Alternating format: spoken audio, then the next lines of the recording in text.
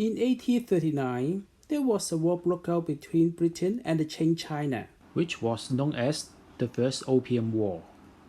As a result, the Qing China was defeated. The Qing government was forced to sign the Treaty of Nanjing in 1842, by which the Hong Kong Island was ceded to Britain as a colony.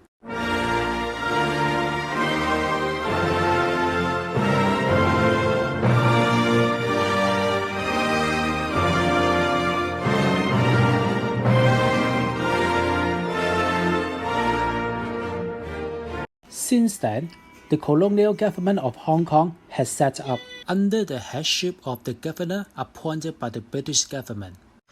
Under the governor, there were four important powers in the Hong Kong government, namely the Executive Council, the Legislative Council, the Colonial Secretariat, and the Judiciary. The Executive Council was responsible for drafting policies, making advices, and discussing important issues with the governor concerning public interests. The Legislative Council was responsible for making law. The Legislative Council also had the right to reject the bills proposed by the government, such as the budget. Meetings of the Executive and Legislative Councils were chaired by the governor. The members of both councils were appointed directly by the governors rather than elected by Hong Kong citizens. At the beginnings of Hong Kong's colonial rule, the governors always invited British merchants and professionals to take part in the executive or the legislative councils as appointed members. Chinese people were seldom invited. Why? Is it discrimination? Unfair! Unfair! Very unfair! The Colonial Secretariat was responsible for implementing policies made by the Legislative Council. It was also the head office of all civil servants in Hong Kong. The Colonial Secretariat was led by the Chief Secretary. Other than the Chief Secretary, the Financial Secretary and the Secretary of Justice were also viewed as the top-ranking officials in the government. The Chief Secretary was therefore regarded as the head of all civil servants who were responsible for implementing policies or work allocated by him.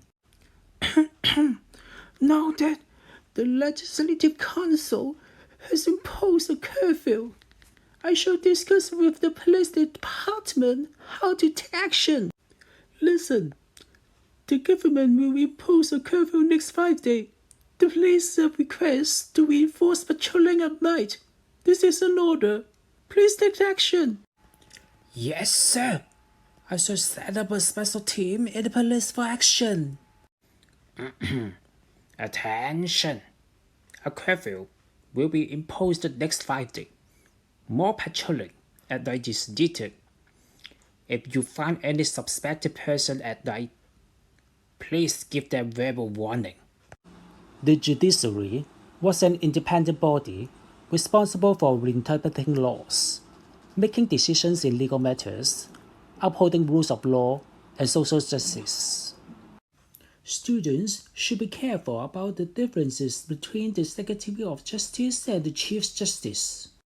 By and large, the Secretary of Justice was mainly responsible for prosecution and in no way involving in pronouncing judicial sentences. The Secretary of Justice was working for the Colonial Secretariat of Hong Kong. For the Chief Justice, he was the President of the High Court and responsible for making judicial sentences. Unlike the Secretary of Justice, he was neither working for the government nor under supervision of the Chief Secretary. Despite the mutual agreement of the Treaties of Nanjing, the controversy over opium trade had not been settled. Besides, although Guangzhou should have been open to British merchants based on the Treaties of Nanjing, they still met strong resistance from local residents when entering the city. Britain, therefore, demanded to have the Treaties of Nanjing reviewed with the Qing government. Rejected by the Qing government, Britain planned to take military action. Meanwhile, France, under the leadership of Napoleon III, wished to rebuild a Greek empire by military expansions overseas, such as China. Accusing that a French missionary was killed by local villagers in China, France joined Britain's military actions against Qing China in 1858, which was also known as the Second Opium War.